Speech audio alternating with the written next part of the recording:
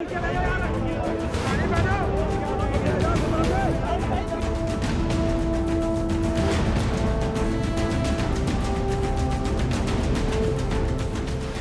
शाम ढल रही थी, उधर चन्नी की किस्मत का चांद आसमान पर उतर रहा था। बड़े बड़े योद्धा मात खा गए और चरणजीत की जीत हो गई।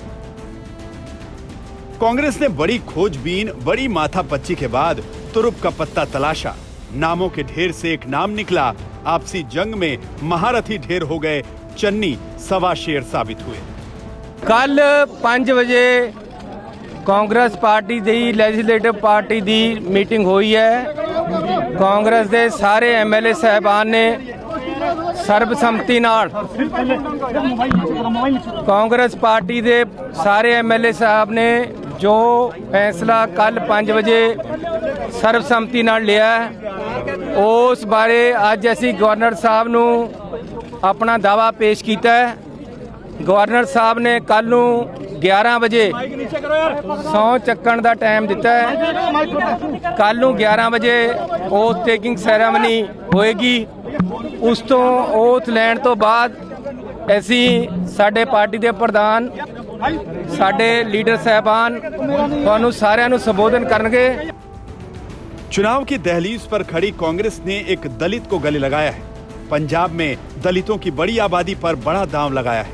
पहली बार एक दलित को पंजाब का मुख्यमंत्री बनाने का मास्टर स्ट्रोक चला है, तो इसकी पुख्ता वजहें हैं। देश भर में सबसे ज्यादा दलित आबादी पंजाब में है। 2011 की जनगणना के मुताबिक पंजाब में 34% दलित हैं। 117 विधानसभा सीटों में से 34 सीट दलितों के लिए आरक्षित हैं। 2017 में दलितों की आरक्षित 34 में से 22 सीट कांग्रेस ने जीती। 9 सीटें आप और 3 सीट अकाली दल ने जीती थी। यही राजनीति है। सुखजिंदर सिंह के भाग्य में सुख आते आते रह गया और चरणजीत सिंह चन्नी किस्मत के चैंपियन बन गए। आज दोपहर तक रंधावा बाजी मारते दिख रहे थे। उनका मुख्यमंत्री बनना तय लग रहा था। मिठाइयां बंटने लगी थी, जश्न का इंतजाम होने लगा था, लेकिन किस्मत दगा दे गई। शाम होते होते रंधावा के चेहरे की रौनक गायब थी। खुशी मायूसी में तब्दील हो चुकी थी। जुबान पर सिर्फ पार्टी से निष्ठा का नाम रह गया था। बिल्कुल जिसका भी हुआ मैं वेलकम करता हूं। मैं बिल्कुल उनके जो निर्णय लिया है। हम कुछ आदमियों ने जो हम मिनिस्टर इकट्ठे थे उनमें से कोई भी चीफ मिनिस्टर बन जाए हमारा पहले दिन से ही डिसीजन था। मेरी बिल्कुल मायूसी नहीं। आपने देखा नहीं, जो आदमी मायूस होता है वो कभी नहीं आता। रंधावा मुख्यमंत्री पद के मजबूत दावेदार थे, लेकिन पार्टी ने रंधावा का चैप्टर क्लोज कर दिया, क्योंकि रंधावा होते तो पार्टी की अंदरूनी लड़ाई कभी खत्म न होती। कैप्टन अमरिंदर से रंधावा का भी 36 का आंकड़ा था। नवजोत सिंह सिद्धू भी रंधावा को लेकर असहज ही रहते। एक साथ 3 हैवीवेट को संभालना पार्टी के लिए मुश्किल होता। सबसे सुरक्षित और संतुलित रास्ता यही था कि किसी कम दबदबे वाले नेता को मुख्यमंत्री बना दिया जाए। चन्नी इस चोले में फिट थे। एक तो दलित चेहरा, ऊपर से उनकी शख्सियत। कांग्रेस ने एक तीर से कई निशाने लगाए हैं। आम आदमी पार्टी ने विधानसभा में दलित को विपक्ष का नेता बनाया। अकाली दल ने जीतने पर दलित डिप्टी सीएम को बनाने का वायदा किया, तो कांग्रेस ने दलित सीएम बनाकर नहले पे दहला का दांव चल दिया है। चन्नी का दलित होना इतना दमदार है कि कैप्टन अमरिंदर सिंह को भी फैसला मंजूर करना पड़ा। चरणजीत सिंह चन्नी अमरिंदर सरकार में मंत्री रहे, लेकिन दोनों का रिश्ता 36 का रहा। चन्नी पर एक आईएएस अफसर को आपत्तिजनक मैसेज भेजने का आरोप लगा।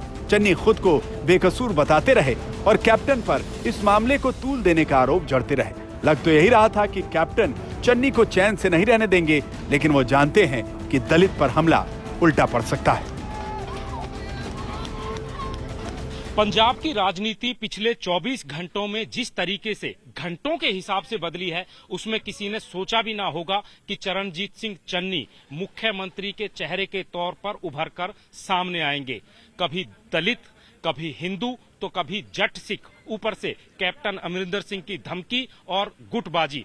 इन सब के बीच में चरणजीत सिंह चन्नी ने जिस तरीके से चुपचाप बाजी मारी है, वो कहीं ना कहीं लग ऐसा रहा है कि कांग्रेस की राजनीति में आने वाले समय में एक लंबी छलांग लगाने की तैयारी में है। लेकिन इसके साथ ही सवाल ये भी खड़ा होता है कि जिस तरीके से नए मुख्यमंत्री बयानबाजी और विवादों के बाद बाहर निकलकर आए हैं, आने वाले समय में उन्हें कई सारी चुनौतियों का सामना भी करना पड़ेगा। कैमरामैन दलीप साहू के साथ सत्येंद्र चौहान, चंडीगढ़ आज तक।